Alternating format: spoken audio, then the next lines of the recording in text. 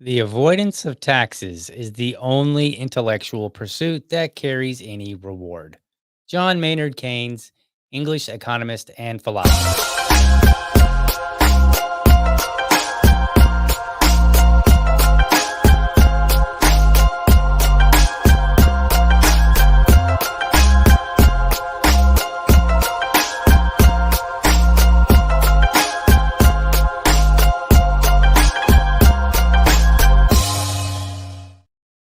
All right, good morning and welcome to another episode of the Liberty Dad podcast, a discussion on politics and culture. If you're tuning in live, thank you so much for giving me your time so early. While I have your immediate attention, don't forget to hit that like button, subscribe, do all those things that make sure that you are always ready to catch the show when it airs live. And I appreciate it. I appreciate when you guys go out and you like the show and you promote the show and you talk about it or whatever, criticize me, whatever it is that needs to happen. That's cool. I'm doing this, you know, because I enjoy it and because I think I'm delivering something of value. So in return, deliver something of value back and let me know by liking and subscribing and all that good stuff. All right. Anyway, what are we talking about today? Well, we got a couple of things. First, we're going to have to go over just briefly before I even get into that, I'm just going to tell you right now, I'm a little tired this morning. So I don't know what happened. I mean, I have an idea, but I may be dragging a little bit. So if I'm not my usual self, just know that I'm dragging. And I think what's going on is this is day 2 or 3 without caffeine. I think it's 2, I'm not sure. I can't remember. It's all fuzzy since then. So, I woke up this morning and I was, walking around and I was, dragging, and I was like, "Goodness, what in the world happened?" I feel like it's almost like I didn't sleep at all last night. So I don't know. Maybe gonna have to get back on that caffeine. We'll see. So anyway, just wanted you to know. You're like, "Man, he doesn't seem like his usual self." That's what's going on. Not on drugs, caffeine drugs, that is. Or actually any drugs. Throw that out there. Anyway, by the way, but beside the point. All right, so let's get Trump was somebody tried to assassinate him a second time. This is his second assassination attempt. Like, holy wow. This is insane. This is absolutely intense. Now, let me just say from the very beginning, I'm not supporting Trump. However, I do support his his right to not be assassinated. Right? That's not like it's not like an actual right per se. I mean, the right you have is the freedom from aggression of others. But this is insane that it's the second one because I look at it and the first thing I think of is like, how is this happening? So what happened? Here's what happened. He's out golfing, right? He's got a security detail out there, and somebody noticed that a man's, a gun peers through the bushes. There's an AK-47, peers through the bushes, and getting ready to fire upon him. And so then they take aim and they shoot. They didn't hit the guy because that's weird. Like somehow Secret Service doesn't they can see the barrel, which you know, it's only like a couple of feet long. So if you can hit the barrel, if you see the barrel, you just know, go back a little bit, aim, shoot, right? So I don't know. Seems a little weird that they didn't hit the guy, but they did arrest him and we know who he is. People have been digging into his social media before it got removed. I saw some accounts online. I made sure to bookmark them. They were like, "Don't worry, everybody. I went through and grabbed screenshots before his account was went by the wayside. Before they took it down."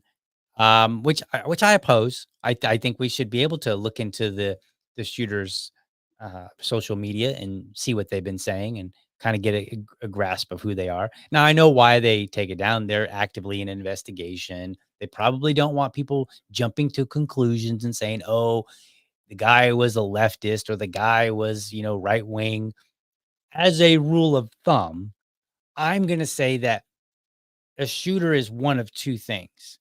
They're an opponent, like an explicit opponent. So if you're a more right-leaning candidate, then you're probably expecting a left-leaning opponent.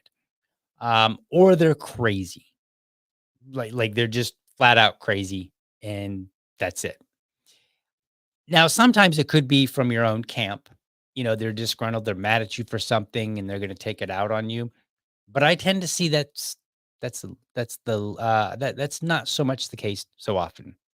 So for me, I don't really leap to worry about their political affiliations just yet because I'm like, okay, they're probably an opponent.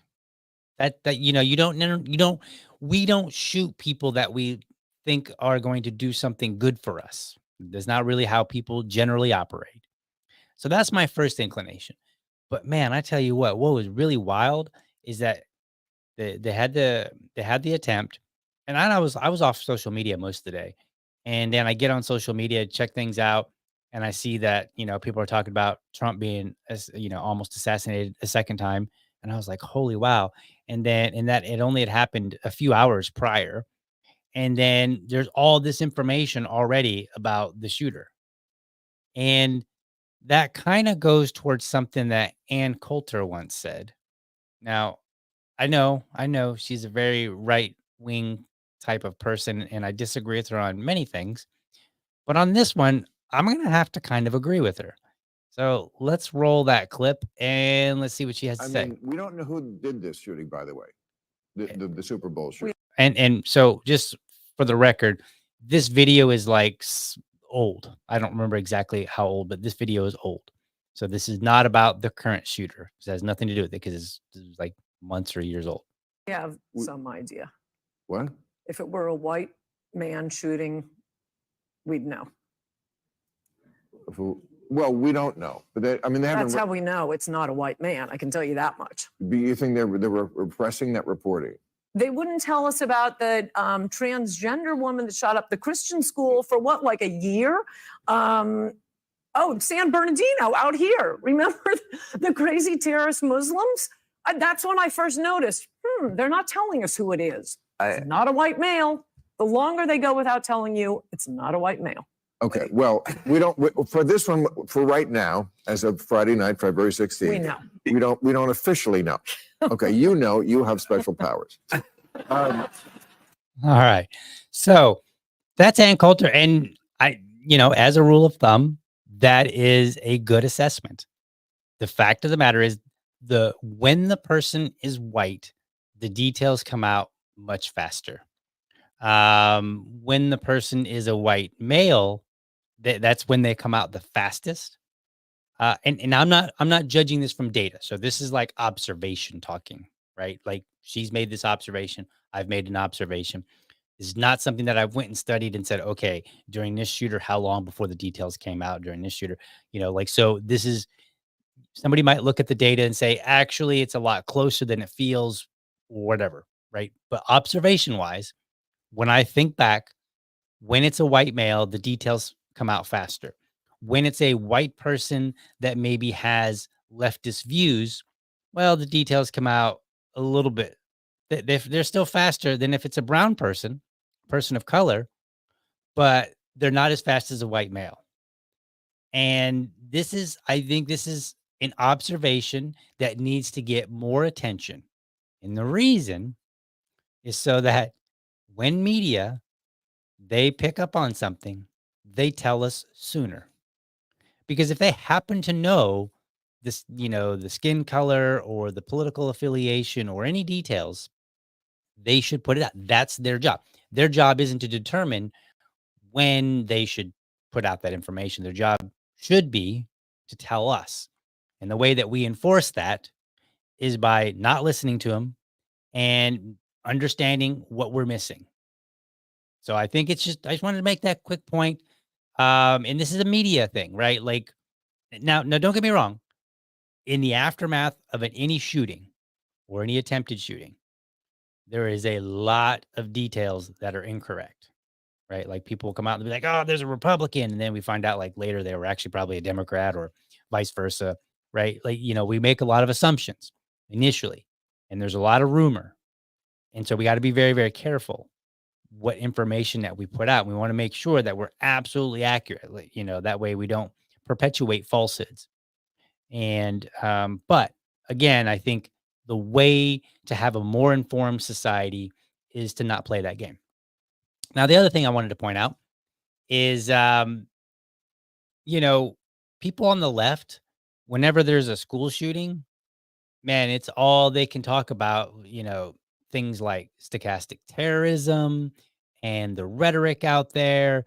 If somebody were to say shoot up, like, well, for instance, when we had the Jacksonville shooter, who was a white guy who went out and he shot 3 black people, and it was completely race motivated.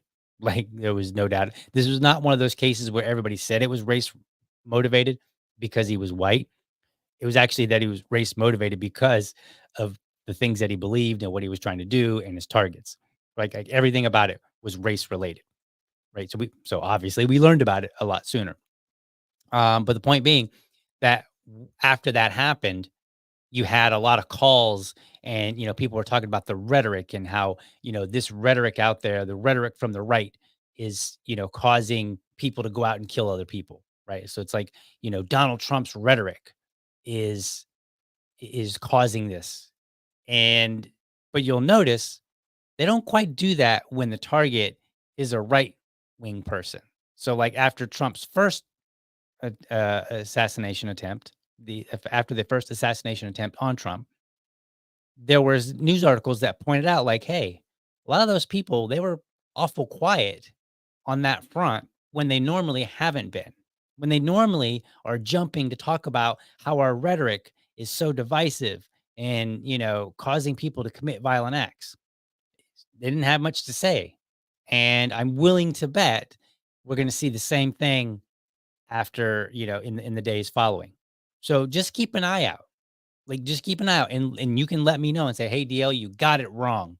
They were totally on." And it's not that, look, it's not that I think they should, because I don't believe in this idea that unless somebody specifically says, "I want my followers to go out and do this terrible deed," unless they say something pretty clear like that, then for me, I look at it and I say, they are not responsible. Even if you say some horrendous, even if you get on the air and you say very terrible things about Haitians and how they're eating cats. I'm just making stuff up, making stuff up. But let's just say that was what people were talking about, right? That doesn't give other people a license to go and attack Haitian communities. That's not acceptable. And so, and this is the society that we live in has understood rules. Understood rules include I cannot aggress against somebody else unless they're attacking me. So therefore, that person is responsible for their actions. And then people that are just saying crazy things, again, unless it's a direct call to action, if they're just saying crazy things, then I don't think that we need, legal attempts to minimize our speech. Now, that doesn't mean that society can't kind of turn their nose and say, hey, let's stop talking like that, because you know what? It's not healthy in any situation anyway. Like there's no situation where this is healthy. It's not good. So maybe we don't need that rhetoric. That would be fine. But I do not support any kind of silencing of people, like shutting down their accounts, kicking them off of YouTube, all those kind of things. I don't accept that. And I'm pretty much a free speech absolutist. Now, I don't believe anybody is a free speech absolutist, because there's always some speech for which you would say, hey, that's not acceptable, right? For the most part, I think like for me, I would say like, what's not acceptable?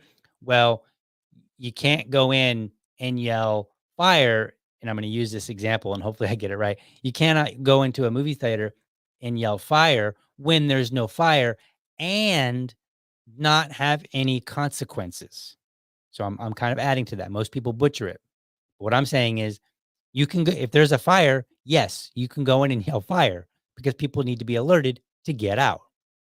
If there's no fire and you yell fire and then people run out because they think there's a fire and they stomp on somebody, that person now has a claim against you for falsely yelling fire, right? And then the movie theater could make a claim against you. All the people that were trying to watch the movie. Like for me, I look at it and I say, if there was no fire, then you are accountable to your fellow man. But I don't think that we need to make it necessarily illegal. I don't think that we need to stop people from saying things. You know, I think we can deal with the consequences on an individual basis. So anyway, so there's that. Also, you're going to see, because this is, AK-47. The first time was an AR-15. So I've already seen people call for gun bans. And in fact, let me show you this. I'm going to put, I had an exchange on Twitter. And so I thought, you know what, this would be a good opportunity to highlight that exchange really quickly. So here's what somebody said on Twitter, and then I'll show you my response and everything. So let's see, let's go there. All right. So here it is. This comes from a man named Josh Gellers. He's here in Jacksonville. Hopefully he's not watching and getting angry like, hey, you're using my stuff. No, I'm just kidding.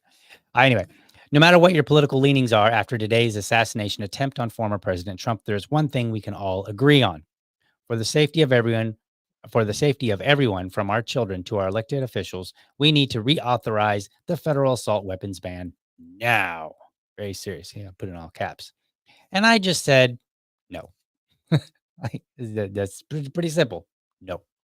And then he had an interesting response. He said, wouldn't want to step on, quote, freedom that the Supreme Court decided Americans had for the first time in 2008.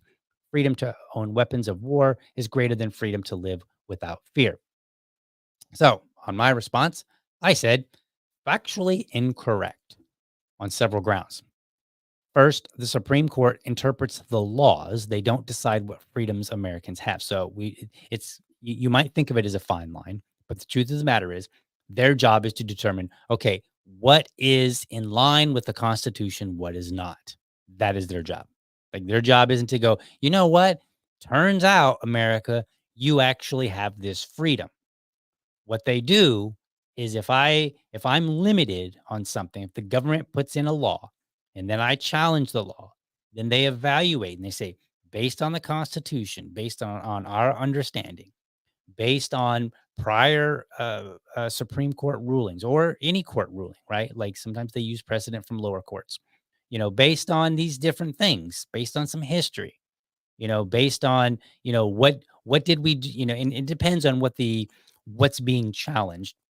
But they'll use all this information and they'll pull it all together and they'll say, okay, was this constitutional or was it not? That's their job. They don't just sit around and be like, you know what? Turns out in 2008, you guys actually have or don't have this freedom. That's not how it works. Number two, the assault weapons ban was from 1994 to 2004. It was a 10-year period. Number three, the first federal gun ban, the National Firearms Act, was in 1934. That was in response to the Valentine's Day Massacre. If you don't know anything about the Valentine's Day Massacre, it was basically mob violence on mob violence. They lined up some guys and they shot them like in an alley, and created a lot of big, huge controversy. So then I follow that up and I say, prior to point two, Americans could and did own any weapons of their choosing, including cannons and the puckle gun, one of the first machine guns. So you can actually go and you can find that in our early days, people actually owned cannons. People actually owned puckle guns. They owned weapons of war.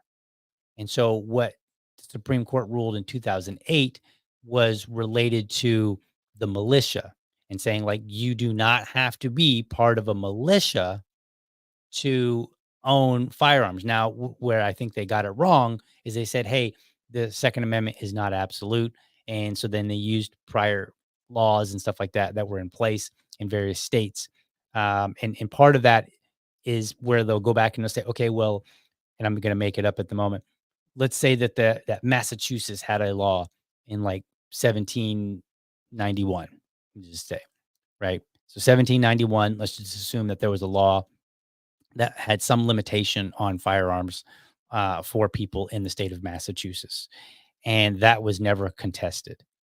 Well, then what the Supreme Court will do is say, like, well, it wasn't contested, so therefore it was assumed to be a legitimate action, a legitimate legal action, and so therefore we're gonna continue to uphold that.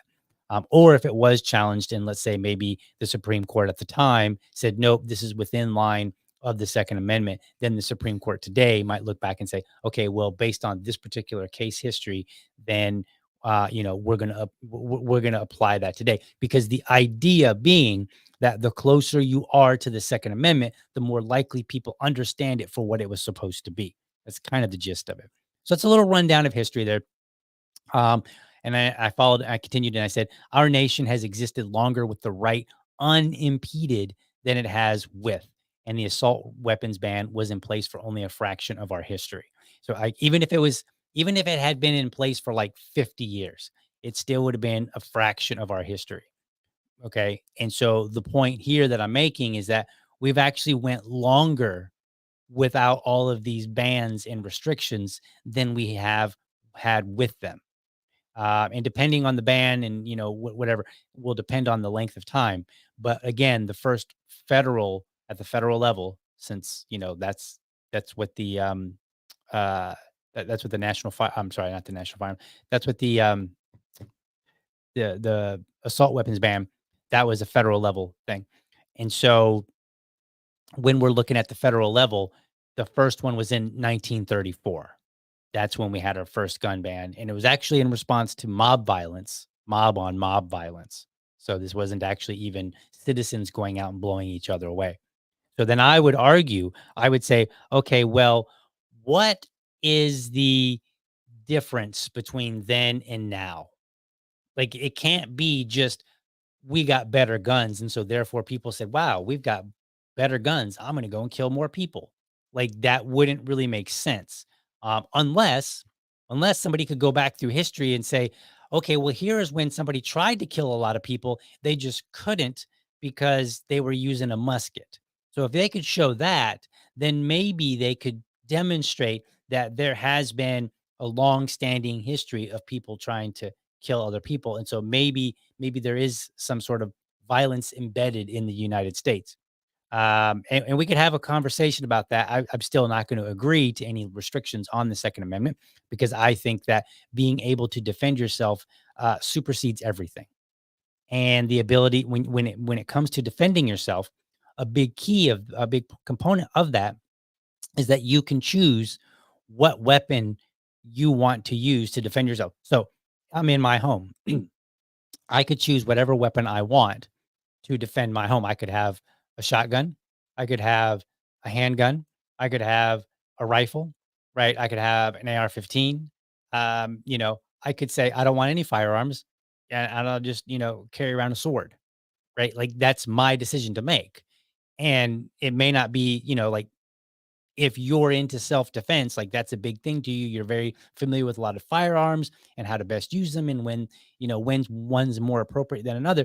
You might argue and say, okay, well, DL, you shouldn't use this weapon. This weapon's going to be a little bit better. You can argue which one I should use, right? Or which one I shouldn't use, and that's fine. But at the end of the day, it is my decision. So I can decide whether or not I want to have a firearm or what kind of firearm. So I will always support, an unrestricted Second Amendment, because at the end of the day, it's about what you're most comfortable with. If you, if you're Bruce Lee and you're super comfortable with using nunchucks, right? And some robber comes and breaks in your house and you nunchuck him to death. That's totally a verb, by the way. You nunchuck him, right? And you stop the threat, that's fine. I'm okay with that. Just in the same way as if you said, I'm pulling out my Glock and I'm firing upon this person who has intruded upon my home and is now threatening me and my family, right? Same thing, same difference. And it's your choice. I don't get to make that decision what you should use. You have to feel comfortable with whatever weapon is in your hand or no weapon. Maybe you might say, look, I don't believe in any weapons. I'm going to fist fight this out. I'm going to go and take martial arts and I will fist fight. Again, we can argue about whether or not that's what you should do, or we can just say it's actually up to you and you take your chances. And if you want to use your judo skills, then do that. But if you would rather use a knife, then you can do that. And if you'd rather use a gun, do that. So I'm pretty absolutist on the Second Amendment as well. Any limitations on that would be like if you're incarcerated, then obviously if you're in jail, you can't have a firearm. Um, and and this may upset some libertarians, but if you have been involved in a robbery or an armed robbery, or especially like say a mass shooting, then I do think it's appropriate at some point to maybe limit you from those because we need to make sure that you're rehabilitated. But again, this is all part of a longer conversation that we could have. And there are some nuances that we could argue about, some finer points. So anyway, this is interesting. I'll put this up on the screen. Don't worry if you don't know who the name is, but this is from that Liberty lady. She says KDH is already saying that the guy should not have had an AK-47. Now, let's talk about that for a second. So the person in question is just a local activist. If you don't know the name, don't worry about it. But let's talk about the substance of what's being talked about here is whether or not the guy should have had an AK-47. He probably shouldn't. From what it seems like so far, it seems like he had some mental issues, and he's got a history of violence. So there does seem to be this potential that he shouldn't have had him. But when I say shouldn't, I don't necessarily mean legally, like the laws would stop him or will go take him from him necessarily. Because one, we need more information about this particular individual. And then number two, we want to be very, very careful when we say shouldn't, or we're taking guns away, which is a rule of thumb I'm against. We have to be very, very careful about these things because we want to make sure that if there is an edge case where somebody should not be carrying, right? Maybe they are literally schizophrenic. Maybe they've got some serious mental health issues that could lead them to be more prone to violence, right? And I'm talking about legitimate. I'm not talking about some, where somebody comes in, they're like, I'm a little depressed and they get tossed on medication. I'm talking about somebody who has a serious, serious problem. And those kind of edge cases are worth talking about. However, the problem is the scope creep. Scope creep, we might start off with this good intention of we're only going to take it away from the worst of the worst. And then somebody's like, well, what about this person? They're not the worst of the worst. They're just the worst. And so then we all kind of agree. And then we say, well, this person isn't the worst of the worst. They're not even the worst. They're just kind of bad. And then we all agree. And it becomes almost like a, what's that term? I really do need some caffeine, don't I, folks? That's all right. Anyway, point being, I agree he probably shouldn't have had one. What does that mean exactly? Well, I don't know. Because one, I don't know the full details just yet. We're still in the early hours of the aftermath, right? Like literally just happened yesterday. And then number two, we have to figure out like to what degree is this person a real threat? Are they just somebody that's prone to violence? Or are they somebody that's committed violence in the past? Those are two different things. So, but overall, free speech, absolutist, Second Amendment, absolutist. And for the most part, I don't believe that anybody's an absolutist on anything. But I will say, if we're going to talk about edge cases, we need to have a very serious conversation about them. And we need to keep that as narrow and tiny as possible. That's what I'm going to say about that. So anyway, that's the whole Trump thing. We'll find out more as the days go on. We'll probably find out that the FBI had him under their radar or some other stuff like that. The usual things that happen all the time. So we will find out. But for right now, it does seem like he's a little bit on the crazy side. All right, we're going to get into this Florida Amendment. This is the Fifth Amendment. Before I do that, I'm going to go to intermission here real quick and take a moment get me a little bit of a drink of this decaf tea that I have, this decaffeinated iced tea. So I'm going to make the problem worse. This whole caffeine and my thoughts being kind of unclear today.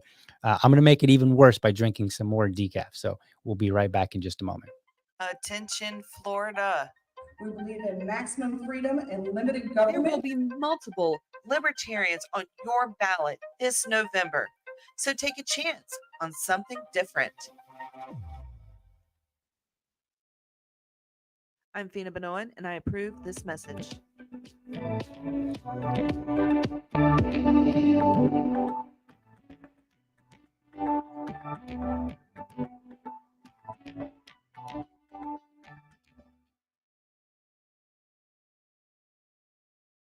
All right. I just realized I'm going to have to add some audio a little bit to that second one, because for those who are listening via like Spotify or iTunes, it just sounds like music to you, but there's actually video. It's Nathan Slusher. So I'm going to add some audio to that so that it makes it a little bit more clear what's going on there for people that are listening, or people that are maybe watching on that have Rumble or YouTube open and they are listening in the background.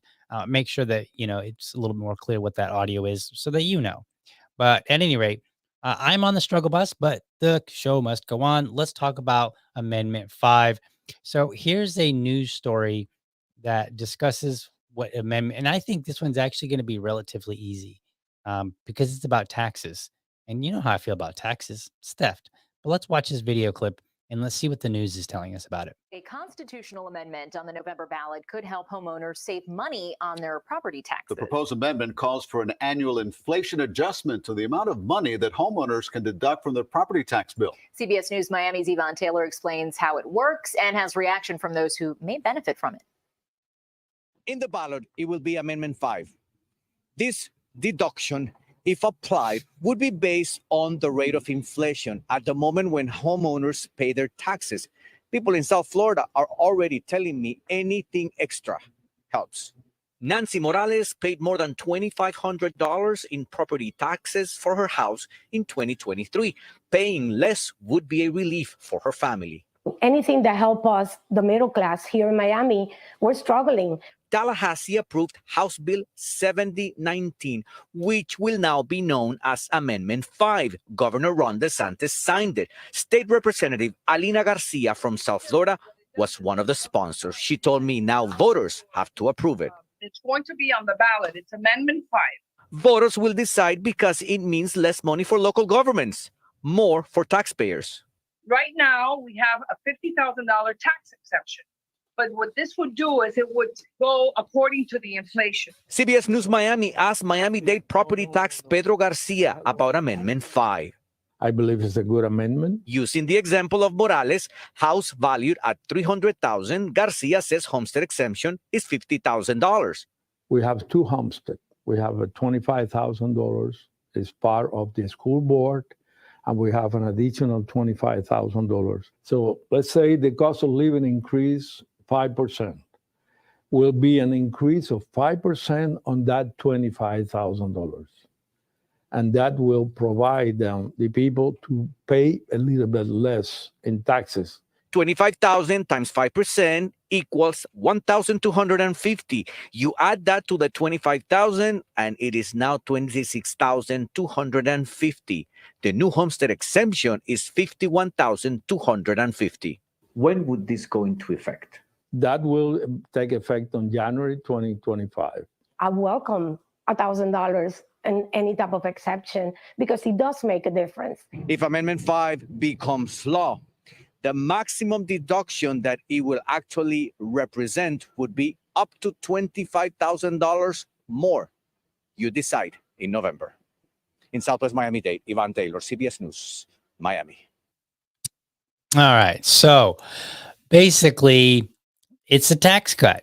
Now, the argument against it, because you might be like, well, who would argue against that, right? Like, no libertarian, that's for sure. I can tell you that much. But who would? Well, it's kind of interesting. If we look at the, let's pull up this document here. So this is Ballotpedia. Ballotpedia is a nice little resource of information. Let's kind of walk through it. So a yes vote supports an annual inflation adjustment to the amount of assessed value that is exempt from property taxes. So I wanted to be clear when they say like 51,000 or, it's going to go from 225,000 to like 51,000, whatever number they used exactly. That's the amount that would be exempt from taxes, right? So you're not getting $1,000. I want to make it very, very clear. We're not getting an additional $1,000 necessarily. Right? You might, depends on the amount of, uh, no, it wouldn't. It wouldn't. The $1,000 that they're talking about gets added to the amount that is exempted. And then that just simply is not calculated when they calculate the amount of taxes that you will be paying on your property. That's how it goes. I was going to say something else, but disregard that.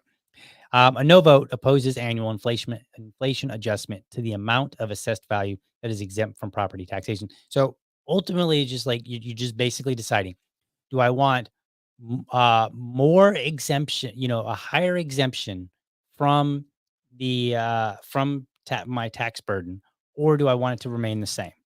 A higher one would mean that it would be adjusted, so it's going to be, whatever the inflation is. Now, what's unclear is no, never mind. Skip that. Anyway, let's continue.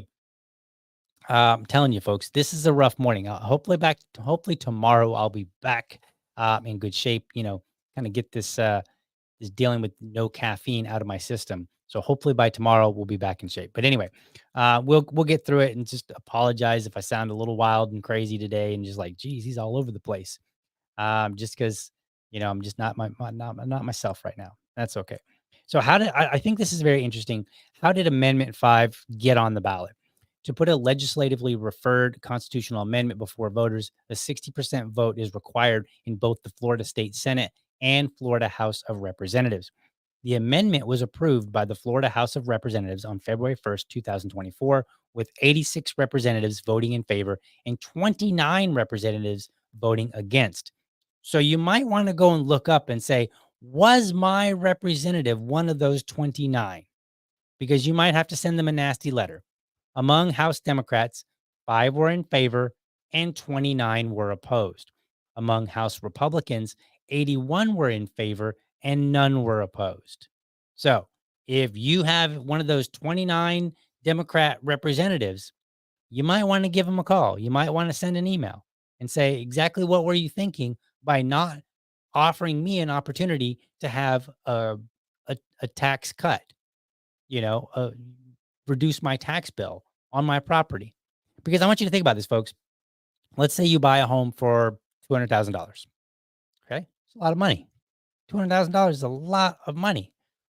In fact, let's go down. Let's say you bought a home for $150,000. Okay. That's a lot of money. You know what? Let's go and say you bought a home for $100,000. You're making your payments dutifully. That is a lot of money. So whether you're spending $100,000 on a home, or whether you're spending, $500,000, $1 million, $2 million, it doesn't matter. It's all a lot of money. And if you're making your payments to the bank, you go to the bank and you say, can I have a loan to buy this house? And the bank checks you out and says, yes, you can. So then the bank gives you the money, you give the money, you buy the home. Now you're making payments to the bank because they loaned you the money. Then along comes government and says, so it turns out what we need to do is we need to tax you on your property. But here's the catch. What happens if you don't pay your taxes? Well, the government gets to come in and effectively take your house, right? Like, that's a problem. So I will always oppose property taxes because you're paying twice.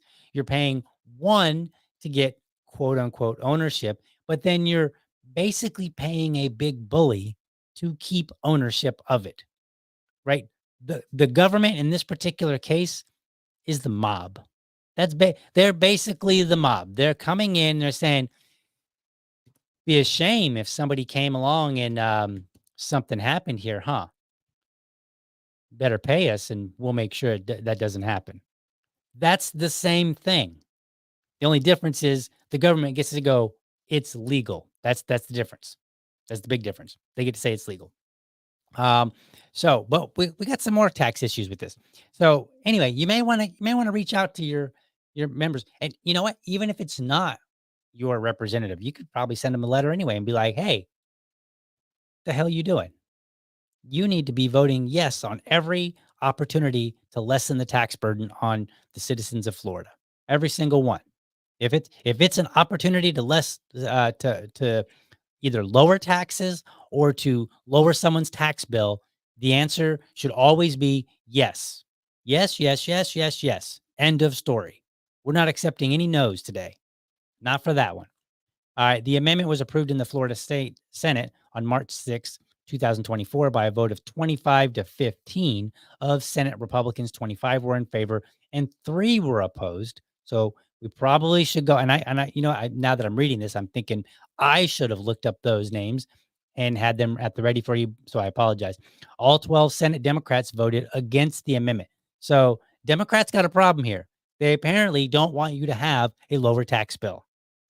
They want you to pay more taxes, right? Which makes sense because they want to give things free to everybody. All right, that's a conversation for a different day. All right, so I thought this would be good information for you to know. Like, how did it get on the bill? Or how did it get on the ballot? And what was the process and who was involved and how did they vote? And so we see that 29 Democrats opposed it, 3 Republicans opposed it, and then 12 Senate, 3 Senate and 12 3 Republican and 12 Democrat senators voted against it. See if I can get that out today. All right, so let's go down. Let's see. So the constitutional changes. So what's the text of does it have the text on here?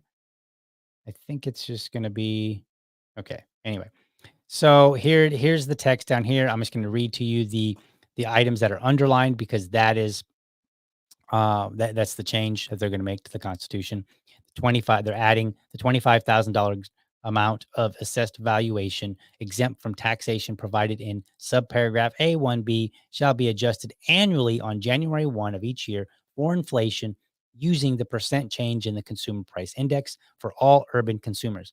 U.S. city average all items 1967 equal to 100 or successor reports for the preceding calendar year is initially reported by the United States Department of Bureau of Labor Statistics if such percent change is positive. So if it's a positive, they're going to adjust it. The amount assessed valuation exempt from taxation for every person who has the legal or equitable title to real estate and maintains thereon the permanent residence of the owner or another person legally or naturally dependent upon the owner is eligible and which applies solely to levies other than school district levies. So effectively, they're saying if you live in the home, this is going to apply to you. If you're the homeowner and you live in it. So this is not going to apply to rental properties. So if I happen to have like my house right here would not would be eligible, right? But if I had say 10 rental properties, none of those are going to be eligible. So I can still get the taxes on those. All right. So in support, this is interesting. Whole bunch of Republicans. Surprise, surprise. We already saw that Democrats didn't want it, but the Republicans had control of the of our state legislature. What's really interesting here is this opposition. Florida League of Cities. Now, I don't know much about the Florida League of Cities, and I will be investigating them to learn a little bit more. But I found this interesting article over here from Miami Herald, what you need to know about Florida's Amendment 5, the property tax ballot question. So let's skip on down here because it has something about the Florida League of Cities. So it says, but critics, and I'll zoom in on this a little bit for you. So it says, but critics ads. But critics of the proposal say its passage would help homeowners at the expense of other Floridians. The Florida League of Cities raised concerns about the proposal during this year's legislative session. Casey Cook, the chief of legislative affairs for the League of Cities, said business owners, renters, and local governments will take a hit if Amendment 5 passes. Quote, another way to put it is that one person's tax cut is another person's tax increase. And we think that homeowners already have a really good deal in the state of Florida, end quote. That is what Casey Cook said. So she said, this Florida League of Cities, they said, look, you got it good enough. That's what they said. So we should laugh at them. We should laugh hysterically at them. We have it good enough. Like that's no. As long as I'm being taxed, taxation is theft, folks. As long as I'm being taxed even 1 penny, no, I don't have it good enough. And I don't really care what somebody else in some other state has. Like somebody might say, well, they're taxed more in California. Okay, that's California's problem. I'm in Florida. I'm worried about Florida. And I want my tax bill to be down as close to zero as possible. Right. And so I'm looking at every opportunity. But what's really interesting here is that they're saying the business owners, renters, and local governments will take a hit. And there is a certain amount, they are not incorrect here. In the sense that, let's say that you're the viewer, the listener. Let's say you own a business and I do not. Okay. And you have a brick and mortar for your business. You're not running it from your home or something like that. It's not like an online business. You have a brick and mortar. People come in, they buy stuff from you. You are not going to, that building, that property is not going to be eligible for exemption. So you will pay the additional taxes.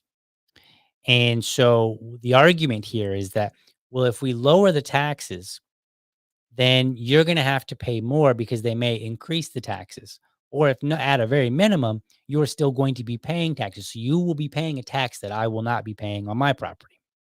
Okay. But here's the deal. That is a government spending problem.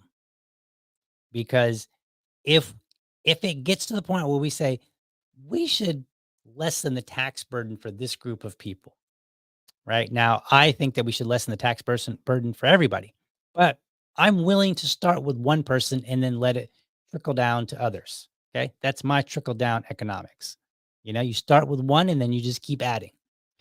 And if it's the case where taking tax money away means the government can't do their job, right? Or they're getting less money, that is a problem of their spending. And we like nobody, I feel confident in saying this.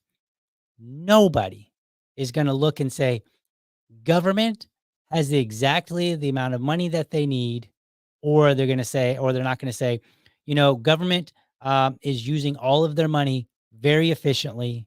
They can't, there's no opportunity for cuts. There's no opportunity to remove things. No, every single penny is absolutely needed and they're using it completely wisely. Nobody will ever say that. So what that means is they're taking in more money than they need. So for me, I look at it and I say, great, I'm going to jump on any tax reduction possible. And then if the fact that I get a tax reduction, right, my tax burden is reduced. If that means somebody else ends up paying more, then that means that government has shifted and said, I still want the money that I was getting from DL, but since I can't get it from DL, I'll get it from Fred. Or he might say, if I can't get it from DL here, I'll get it from DL in this other way. In other words, the government is not being told you need to figure out how to do your job with less money. And they should. So my answer to Casey Cook here would be to say, that's a government spending problem. Government should figure out where they need to cut so that they can continue doing business and I can have, and me and many others can have a less, a smaller tax burden. That's what needs to happen. So I'm not buying this, oh, woe is, the local governments, woe is the business owners, woe are the renters. I mean, I'm not buying it. But I'm also not denying that it's true in some sense, right? Like if I'm a property owner, let's say I go back to my scenario a moment ago where I said I have my house and I have like 10 properties. So if I have to pay this additional tax burden on the properties, yes, what am I going to do? I'm going to raise the rent and the renters will pay, right? Like that taxes roll down, right? Like the last person in the line is who pays the additional taxes. So do I sympathize with the renters? Yes, I do. But that's not a reason to say, well, these homeowners shouldn't get this reduction on their tax burden. That's not a reason. what we need to have a conversation about is, okay, if we want to make sure that these people aren't paying, making up the difference, then we need to have a conversation with governments and the money that they're getting and the money that they're spending. And they need to tighten up their belt. And let's be honest, government doesn't really tighten up their belt like they should, but they don't. So anyway, all right, folks, that's my show for today. I was hoping to be a little bit shorter, but apparently even when I'm not on caffeine, I still manage to ramble on and talk a lot. So let's see. Let's check out some of the comments. See. This is a good comment. I like this one. All right. Government knows where to cut your paycheck. And that is absolutely true. Government does know where to cut. Thank you, Time Surfing Alien. Government knows where to cut. And it's always from you. It may not be your paycheck, but it could be somewhere else, right? They'll find somewhere else. They will.